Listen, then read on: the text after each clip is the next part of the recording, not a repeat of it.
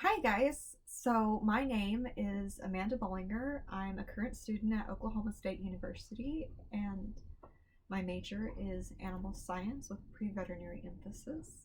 I am also an admitted student to start my first year of veterinary medicine studies at Kansas State University this fall.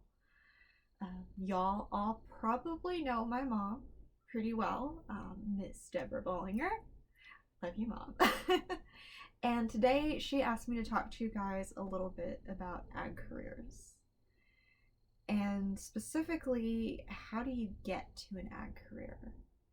So today I'm going to kind of start off a little bit of talking about my career path and then lead into a little bit of what I've seen about choosing an ag career.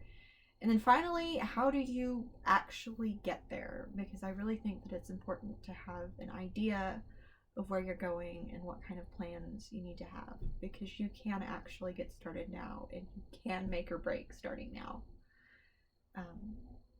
So to begin, as I said, I'm studying animal science with a pre-veterinary emphasis here at Oklahoma State University. I have known that I have wanted to be a veterinarian since I was 8 years old. We had a half-breed Shetland pony who was perpetually sticking her nose through the fence. And one day, inevitably, the barbed wire fence decided it wanted to take a piece of her with it. And as my parents tend to do, my pony, my responsibility. So that cut was left to me. And even though it wasn't anything big, I know now it's pretty superficial. Really just needed cleaned out with a big old slab of ointment put on it daily.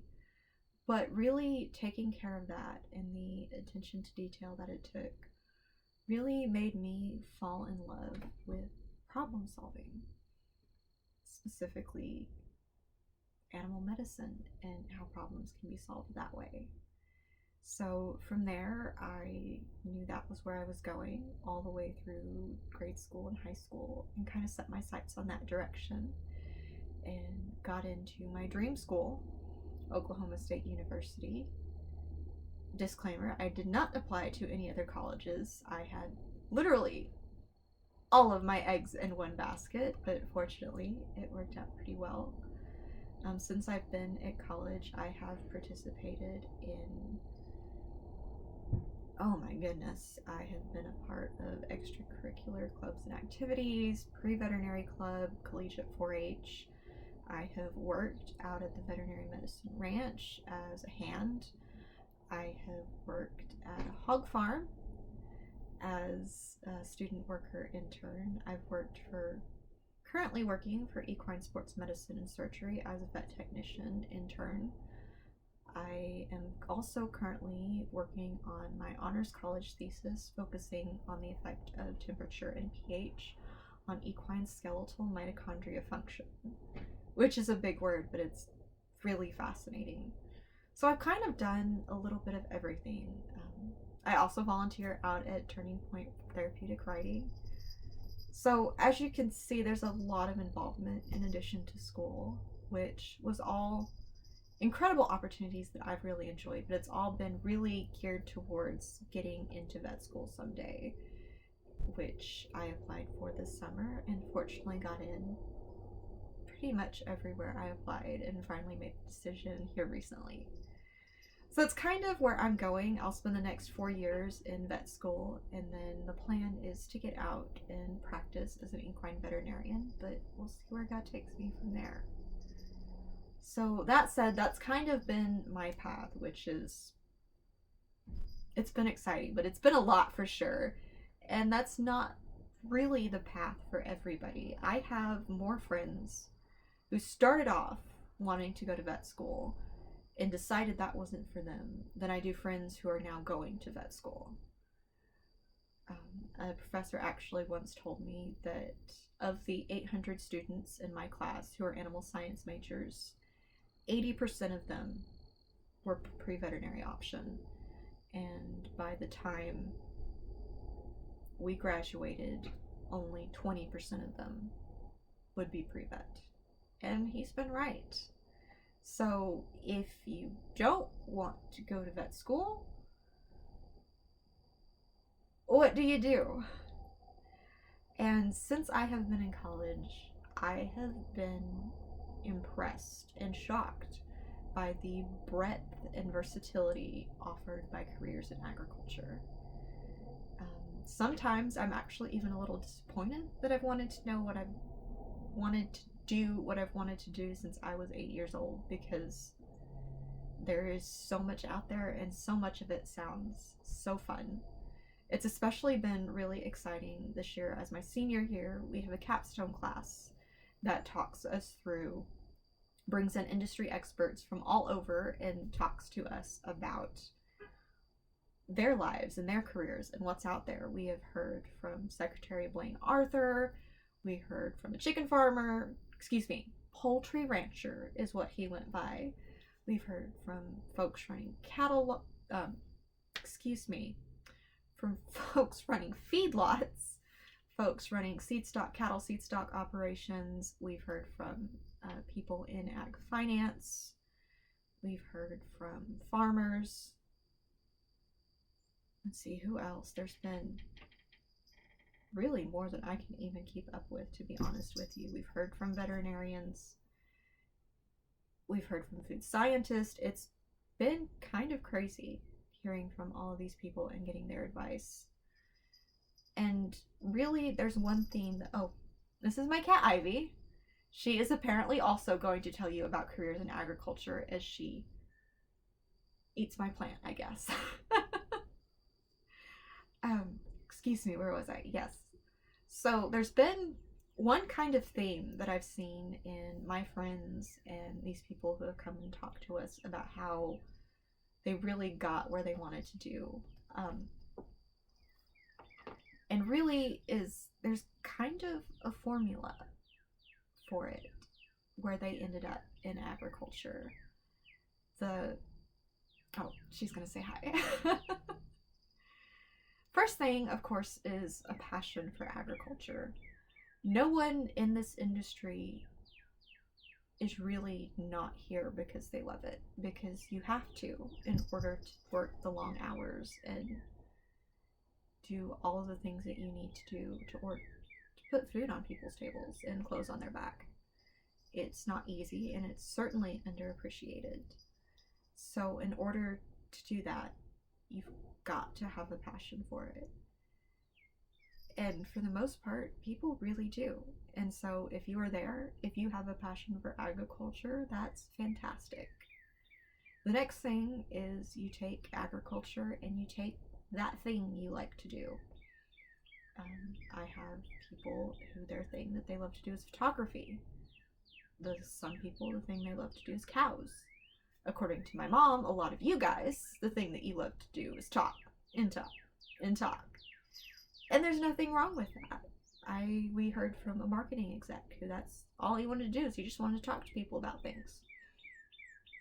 And so once you have ag and once you have that thing that you love to do, then you have to figure out how you can take that and how you can add value back to the world. And so really what that looks at is, if you love agriculture and you love talking, how do you want to add value? If you want to add value in money, you want to bring some finances into the ag industry or help other people manage their money better, maybe a job in Farm Bureau or a bank is for you.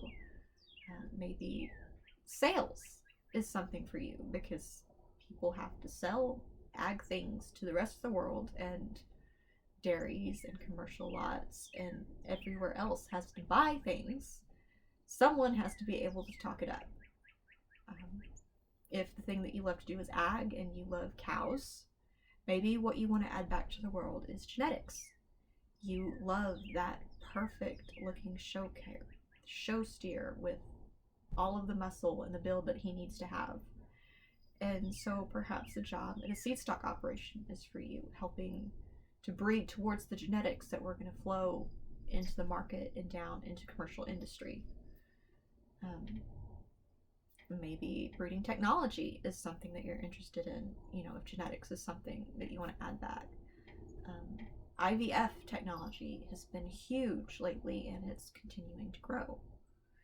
Maybe you just like to build things or play in the dirt, and agriculture and biosystems engineering, or industrial agriculture engineering.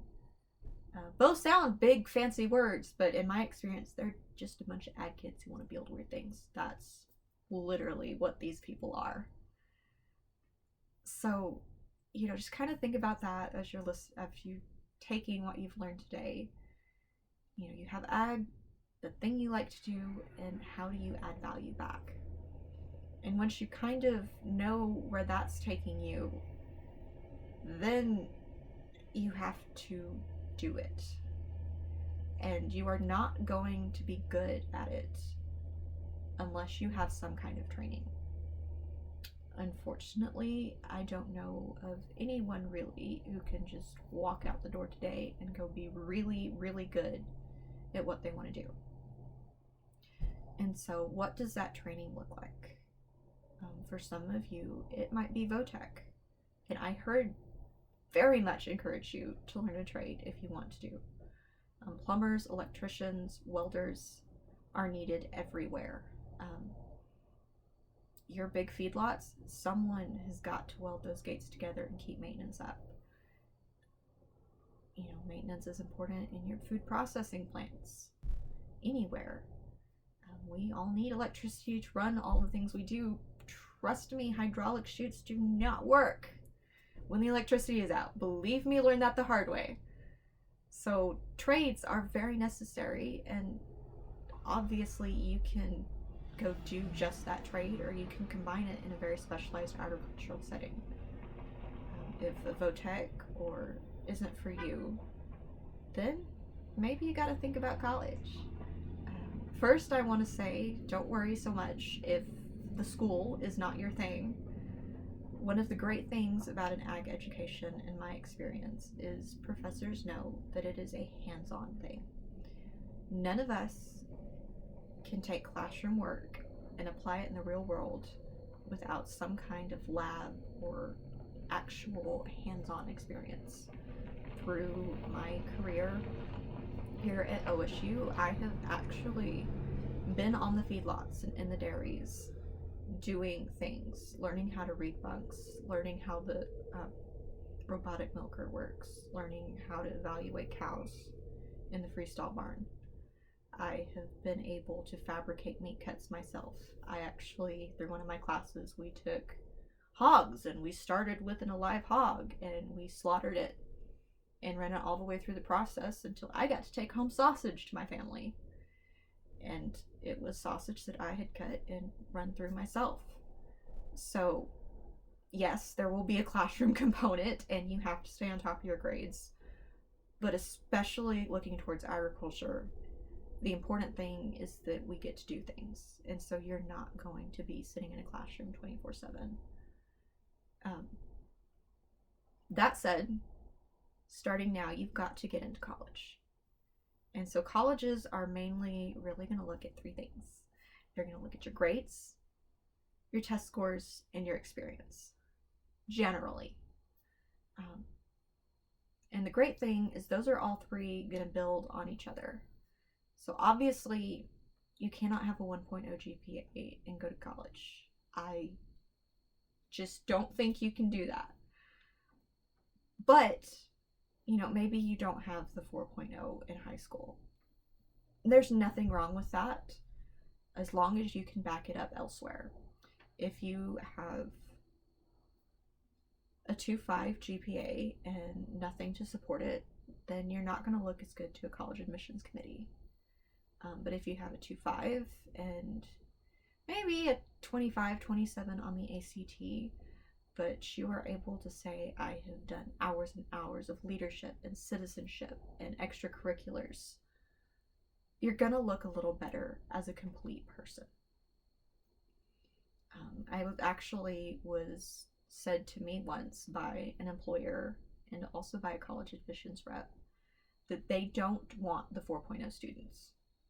If you are a 4.0 student, you don't have as much going for you as you think.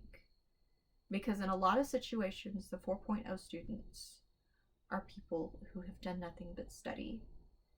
And in doing so, they are not a complete person. I'm not saying 4.0s are bad, but if you're You have to focus on being a whole person, on being active and engaged in your community, in your extracurriculars, in your work. You have to go do things and then support that with good grades and good test scores. And so that said, those three things are generally what colleges are going to focus on. They're going to support that in a few different ways. One of the big ones is there's going to be some kind of essay component usually. That may be a personal statement, and when writing a personal statement, you're just telling the story of who you are. Or it may be you're just, who are you and why should you come to my college? College admissions and scholarships, for that matter, that go along with a lot of this stuff, are an investment in you. And so in putting together your application, make yourself someone worth investing in. Tell the whole story of who you are. Maybe if you weren't so much with the grades, it's okay. Admit that and say, but I know this wasn't my strong point. However, I filled it in with. Another thing that colleges will probably ask for is a letter of recommendation. Go find someone who knows you, who knows who you are and what you're about and what your purpose is, and ask them to write a letter for you. One of the biggest mistakes a lot of people ask is they ask people who might have a big name behind them, but don't know them. And that's not going to do anything for you or the person who wrote your letter. And finally, in the realm of starting to prepare for things that are going to get you into college, write it down. My 4-H friends, I too had to put together a record book every year since the time I was 9 years old. And believe me, I hated it. I hated it. Every year, August 15th, record book was due, which meant about July 15th, I had to remember everything that I had done for the entire year that might matter to someone. Fair projects, job shadows, speech contests, scholarships, leadership, community service. That one time that I spent an hour helping serve people for a charity dinner at my church. That one random time that we just made a bunch of cookies and cards and sent them to the nursing home. All of those tiny things I had to put together and write down and submit. And I thought it was stupid. Believe me, I hated running around finding all this information. But when I turned around and had to fill out all of my scholarship stuff, all of my college application things, I knew what I had done, and I just pulled the name and the dates over. So, whether you're a record book person or not, if you've never done 4-H and you don't really care to, I still suggest that you write down the things that you do. Write down what you did, how long you spent doing it, when you did it, and who you did it with.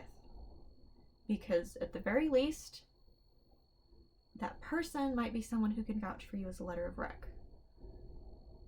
And it is so much better to say, oh, I really don't need to include that in this application, than to say, suddenly I remember nothing that I have ever done in my entire life. Because believe me, when you sit down to a blank page for a college application, you forget everything you have ever done in your life. So that said, that's kind of how you get into working towards getting into college so that you can go into that career that you want. You can even start now, as you're looking at getting into college, tailoring the things that you're interested in or not interested in towards that. If you think that you want to go into NRCS, shadow them a little, spend some time with people in it. Ask about what they do and put that on a scholarship or record scholarship or college application. Because it might be a contact, it might be an experience that you can draw from someday, whether it's just to put it down or you can pull that out of your memory bank.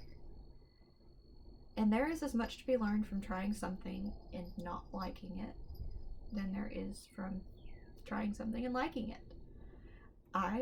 My freshman year, I did an internship on a hog farm. And honestly, I really enjoyed it. It was great to get up at 4:30 in the morning and work 10-hour days. Actually, because I enjoy working. I'm really not being sarcastic, as crazy as that sounds. I like to work, and it was fun work. I mean, where else do you get to stick your arm up a sow's tail end and pull out live baby pigs and then, play with baby pigs all day, every day? It's great, really. But I did know by the end of that 3 months that I didn't want to do that for the rest of my life. It was fun for 3 months, but I just could not see that kind of repetitive thing every day that I wasn't really passionate about. And that's okay. So start trying stuff now and continue that when you go into college. Best advice I got for being at college is join at least, is the 1-1-1 rule. Do at least one internship, join at least one club, and do at least one outside activity. So going back to the club, join at least one club that is focused on your interest, whether that's, for me, that was pre-vet club.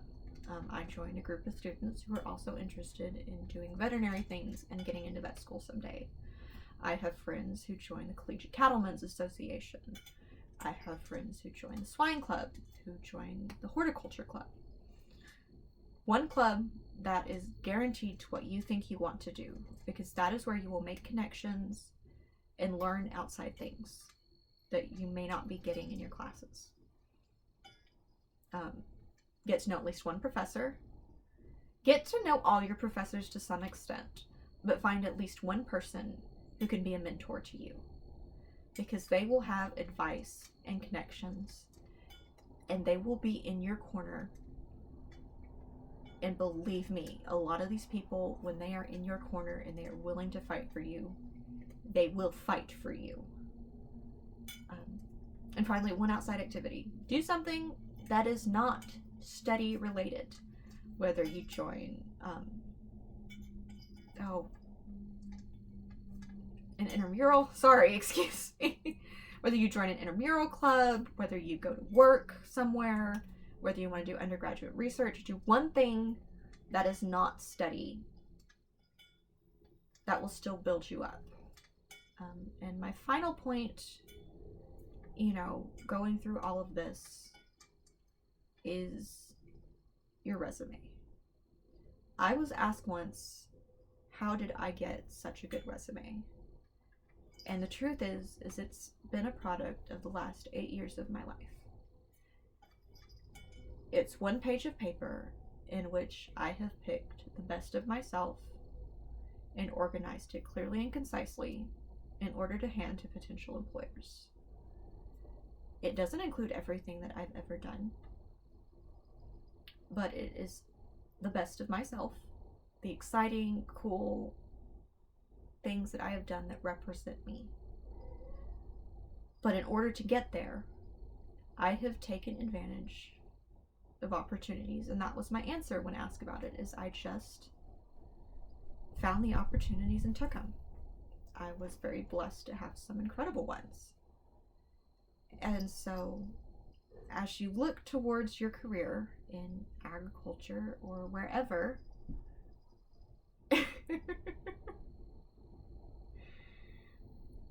sorry, my cat really thinks she needs to be involved in this. But as you look towards your career in agriculture or wherever it takes you, don't be afraid to take advantage of the opportunities, whether you seek them out or they come to you, because that's really essentially what life is a series of opportunities that get you where you want to go.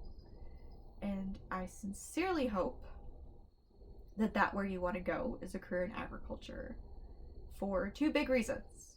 One, you'll hear over and over again, world's expected to reach at least 9 billion people by the year 2050. And in order to feed that many people, we are going to have to increase our agriculture production by 100%. We have to double it somewhere.